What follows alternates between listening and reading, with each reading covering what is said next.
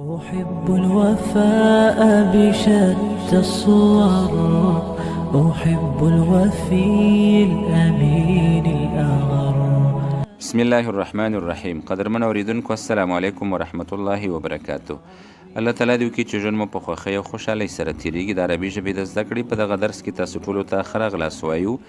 اهلا وسهلا ومرحبا بكم في رحاب هذه الحلقة العربية المباركة، وأتمنى لكم وقتا طيبا خلال بقائكم معنا في هذا الدرس المبارك. هغه کتاب چې منګي تاسو ته لولو د هغې نوم دی العربیة بین یدیک الکتاب الاول. العربیة بین یدیک والکتاب. راځو درس تاسو ته شروع کوو. نن درس مو بیا هم په 115 صفحه کې دی. 115 صفحه. مخکې له دې چې تاسو ته نوی درس شروع کړو، تیر درس ته هم ستاسو پام راړو. تیر درس مو هم په 115 صفحه کې و. په دې هیله چې تاسو هغه درس اورېدلی وي او یو څه زده کړه مو ترې کړې وي. نن درس مو هم په 115 صفحه کې دی التدریب الثاني. دغه تدریب موږ تاسو ته لوستلی و، خو البته معناګانې یې پاتې وي. تاسو سره مو وعده کړې وه چې د دغه الفاظو معناګانې به تاسو ته په بل درس کې وایو.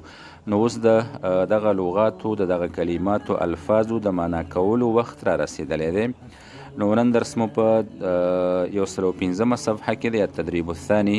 د دغه الفاظو معناګانې به تاسو ته وایو انشاءالله، که څه هم د دې قرائت پرون درس کې تاسو ته ویلی شوی و. نو له ما سره متوجه شي. نن درس شروع کوو. تاسو ټول نو العربیة بین یدیک الکتاب الاول دغه کتاب راواخلی او 115 صفحې ته لاړ شئ. التدریب الثاني دغه ځای را پیدا کوئ. دلته به انشاءالله د دغه کلماتو و الفاظو معناګانې تاسو ته کوو.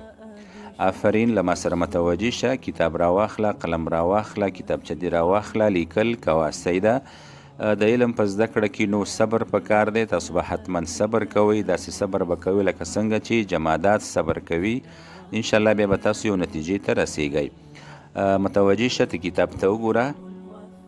متوجه شه، کتاب ته وګوره. هلته لیکل شوي تدریب مخامخ دوه دا داسې وایي والتدریب الثاني. دې ته مخامخ یو عبارت دی استمع و اعد. غوږ کېږده او تکرار وکړه. الفاظ پخوا تیر شوي. نن دغه تدریب کې یوازې معناګانې کوو. الفاظو لوستنه تیره شوې ده. ته کتاب ته وګوره، اولې خانې ته وګوره. کاف لیکل شوی، لاندې ترې کلمات دي. بیا مخامخ قاف لیکل شوی، لاندې ترې کلمات دي. دغه دواړه کلمات به لولو، د دواړو معنا به کوو. تاسو به معنا ته متوجه کیږئ، فرق ته به هم متوجه کیږئ. بیا هم درته وایو چې عربي ژبه یوه غني ژبه ده. هر لفظ یې ډېرې معناګانې لري. همدغه شان دغه الفاظ ډېرې معناګانې لري. موږ تاسو ته صرف او صرف یوه معنا وایو، ټولې معناګانې درته نه وایو. که نه کیدای شي یو درس د یو لفظ په تشریح کې موږ سره تیر شي، نو ټول تشریحات نه اخلو. که څه هم د دغه الفاظو معنا مقصودي او مطلوب نه ده چې دلته معنا وشي. دلته یوازې صرف د دې تلفظ زده کول دي، د کاف او د قاف ترمنځ فرق زده کول دي. خو بیا هم موږ تاسو ته یوه معنا وایو تر څو ستاسو په ذهنونو کې چې کوم مشکلات دي، کوم سوالونه دي، هغه حل شي. متوجه شئ. اولې خانې ته وګورئ. هلته لیکل شوي دي کدره. کدره، کدره معنا ده خړ کیدل، اوبه خړې کیدل، د یو څه شي رنګ یا د اوبو رنګ بدلیدل چې خپل رنګ نه بدل شي او خړوالی پکې راشي یا تورې شي، دې ته کدره وایي. کدره، اوبه خړې کیدلو ته کدره وایي. او قدره یو څه شي باندې غالبه کیدلو ته وایي. یو څه شي باندې غالبه کیدل، د یو څه شي مقابل کې غالب کیدلو ته قدره وایي. یو سړی وایي لا اقدرو، نشم کولی، یعنی معنی د لا استطیعو.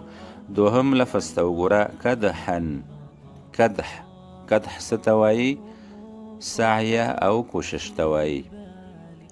کدح سعیه او کوشش ته وایي. دې ته مخامخ بله کلمه ده قدحن. قدحن، قدح لوښي ته هم وایي. او قدح چې ده د یو چا عیب بیانول یا یو چا کې عیب را پیدا کولو ته هم قدح وایي. قدحن. ورپسې لاندې بله کلمه ده کالو. کالو تللو ته وایي یا وزن کولو ته وایي او یا پیمانه کولو ته وایي. نو کالو معنا ده وی تله یا وزن کړه. آیات شریف کې راځي و اذا کالوهم او وزنوهم. نو کالو معنا د ماضي صیغه ده، وزن یې که یا یې وتله او یا یې پیمانه که. او قالو قاف سره د دې معنا ده وی ویل. قالو وی ویل، دا هم د ماضي صیغه ده، ویلو ته وایي. قال مفرد دی او قالو جمع ده. د دې نه لاندې بله کلمه ده کلمه. کلمه معنا د خبرې وکړي. کلمه معنا د خبرې وکړي. او قلمه معنا د پرې کول، پرې که. قطع کول، قطع که. قلمه قطع کول یا پرې کولو ته وایي. او کلمه خبرې کولو ته وایي، خبرې کول. ورپسې بله کلمه ده کل. کل معنا د وخوره، د امر صیغه ده. کل معنا د وخوره، د امر فعل دی. کل معنا د وخوره. او قل معنا د اوایا. قل معنا د اوایا. آیات شریف کې راځي قل هو الله احد. قل معنا د اوایا. دا موږ سره اوله خانه وه. اوس به متوجه شو دوهمې خانې ته. متوجه شئ له ما سره، قلمونه مو راخلئ، لیکل حتما کوئ. تاسو دوهمې خانې ته وګورئ، هلته لیکل شوي دي اکبره. اکبره معنا د یو شی لوی ګڼل، یو شی لوی ګڼل، یو شی عظیم ګڼل، دې ته اکبره وایي. لوی وګڼه، یو شی لوی وګڼه. او دې ته مخامخ اقبره. اقبره معنا دفن یې که، دفن یې کړ. یو شی دفن کول، په ځمکه کې یو شی دفن کول، دې ته اقبره وایي. د دې نه وروسته بله کلمه ده رکاب. رکاب مسافر ته هم وایي.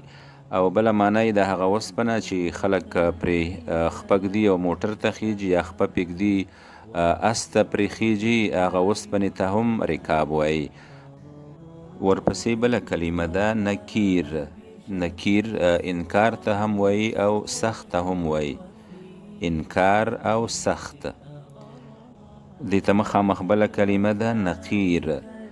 نقیر خپله تر ټولو وړوکي شي ته ویلی کیږي، یا ذره چې ورته وایي. او اصل کې نقیر خپله د خرما په زړي کې یا د کجوري په زړي کې چې کم داغ وي او وړوکی داغ، هغې ته نقیر وایي. نو تر ټولو وړوکی شی همدا دی، د خرما په زړي کې چې کم وړوکی داغ وي، هغې ته نقیر وایي. ورپسې بله کلمه ده تقدیره. تقدیره د یو څه شي رنګ بدلیدل یا خړ کیدل، یا د اوبو رنګ بدلیدل یا اوبه خړې کیدلو ته تقدیره وایي. او دې ته مخامخ بله کلمه ده تقدیره. تقدیره د دې معنا د اندازه کول، یو څه شی اندازه کول، او یا د یو چا قدر او احترام کول. د یو چا قدر او احترام کولو ته هم تقدیر وایي. ورپسې بله کلمه ده اکتنا. اکتنا معنا د ځان دپاره یا بل چا دپاره کنیه نوم انتخابول. کنیه نوم انتخابول.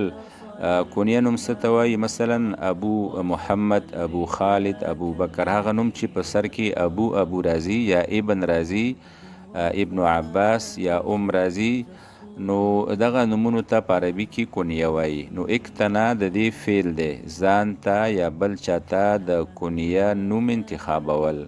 کنیه نوم ځان ته ایښودلو ته اکتنا وایي. او دې ته مخامخ بله کلمه ده اقتنا. اقتنا جمع کولو ته وایي، ترلاسه کول یا حاصلولو ته وایي. اقتنا جمع کول یا ترلاسه کول او لاسته راوړل. دا موږ سره دوهمه خانه به اوس تاسو درېیمې خانې ته متوجه شئ. د کاف لاندې او د قاف لاندې ټکو ته متوجه شه. حکه. حکه څه معنا ده؟ ګرولو ته وایي. یو ځای چې د انسان بدن کې کوم ځای خارښ کوي او هغه انسان ګروي، دې ته حکه وایي. حکه. او همدارنګه یو شی یو څه ښکاره کولو ته هم وایي، یو څه ښکاره کول. او حق څه معنا ده؟ دې ته مخامخ حق لیکل شوی. حق معنا صحیح، یو صحیح او رښتیا ته هم وایي، او همدارنګه عدل او انصاف ته هم وایي. د دې نه لاندې بله کلمه ده برکه. برکه بیا کوشش ته هم وایي او همیشه والی ته هم وایي. او اوښ چې کله کینی او خپله سینه په ځمکه لګوي د اوښ ناستې ته هم برکه وایي. برکه الجمل، برکه الابل. د اوښ ناستې ته چې کله هغه اول خپله سینه په ځمکه لګوي او بیا خپې لګوي دې ته هم برکه وایي. او یو شی ثابتولو ته هم وایي او همدارنګه همیشه والی ته هم وایي. او برقه چې ده نو دې ته مخامخ برقه لیکل شوی. برقه معنا پړقېدل یا ځلیدل. برقه پړقېدل او یا ځلیدل. د دې نه لاندې بله کلمه ده سلکه. سلکه نیولو ته وایي. سلکه نیول او یا په یو څه کې داخلېدل. سلکه نیول او یا په یو څه کې داخلېدل. او دې ته مخامخ بله کلمه ده سلقه. سلقه وهلو ته هم وایي. سلقه وهل او بله معنی ده یو چاته په ژبه باندې ضرر او تکلیف رسول. یو چاته په ژبه باندې تکلیف او ضرر رسول. نورې هم ډېرې زیاتې معناګانې لري. د دې نه لاندې بله کلمه ده مشرک. مشرک خو تاسو ټول پیژنئ. هغه چاته وایي چې د الله تعالی سره په عباداتو کې، د هغه په صفاتو کې، د هغه په ذات کې او د هغه په اسماء او صفاتو کې بل څوک شریکول، هغې ته مشرک وایي. او دې ته مخامخ بله کلمه ده مشرق. مشرق معنا ځلیدونکی یا پړقېدونکی. ځلیدونکی او یا پړقېدونکی. ښه، د دې نه لاندې بله کلمه ده فلک. فلک دغه فضا ته هم وایي. فضا چیرته چې د ستوري ګرځي او یا سپوږمۍ چیرته ګرځي، د ستارې چې دي هوا یا فضا. او همدارنګه د شګو ډیرۍ ته هم وایي. د شګو غونډۍ ته هم فلک وایي او نورې معناګانې هم لري. او دې ته مخامخ بله کلمه ده فلق. فلق بیا سهار راښکاره کېدلو ته وایي. سهار راختل د تورې تیارې نه چې سهار او سهار رڼا راښکاره شي دې ته بیا فلق وایي. د تورې تیارې نه، د شپې د تیارې نه چې سهار د سهار رڼا راښکاره شي دې ته فلق وایي. ښه، دا نو موږ سره نننی درس و. په دې کې موږ تاسو ته ټول هغه کلمات او الفاظ تشریح کړل کوم چې تاسو ته موږ په تیر درس کې یوازې د هغې تلفظ ښودلی و او نن د هغې ځینې معناګانې موږ تاسو ته وویلې. ټولې نه، بلکې یو څو معناګانې مو تاسو ته وویلې، بلکې یوه معنا مو تاسو ته وویلې. په دې خاطر چې یوه مو درته وویلې چې هره کلمه په عربي ژبه کې زیاتې معناګانې لري او هره کلمه په مکمل ډول نه تشریح کوو، ځکه چې دلته هدف دا نه دی چې هره کلمه تشریح کوو. دلته هدف دا دی چې یوازې ستاسو تلفظ صحیح شي. ستاسو د اطمینان په خاطر او ستاسو د مشکلاتو د حلولو په خاطر مو تاسو ته د هر لفظ یوه معنا وکړه، په دې هیله چې تاسو زده کړي وي او مشکلات مو حل شوي وي. کورنی کار دا دی چې همدا الفاظ بیا هم ځان سره ولولئ، بیا یې ولولئ، څو وارې ولولئ او یو ځل ریکارډ کړئ، هغه موږ ته راولېږئ. جيد أيها الأحباب، إلى هنا كان درسنا لهذا اليوم. نن درسم دومره تاسو چې هر چېرته یا سبا د خوشحاله اوسئ، موږ ته هم خاصې دعاګانې کوئ. لا تنسونا في صالح دعواتكم، وإلى اللقاء غدا إن شاء الله تعالى في درس جديد، وأتمنى لكم وقتا طيبا ولحظات مباركة. سبحانك اللهم وبحمدك، أشهد أن لا إله إلا أنت، أستغفرك وأتوب إليك. نن درسم دومره تربية خوخ. أحب الوفاء بشتى الصور، أحب الوفي الأمين الأغر، فأهل الوفاء كلون السحاب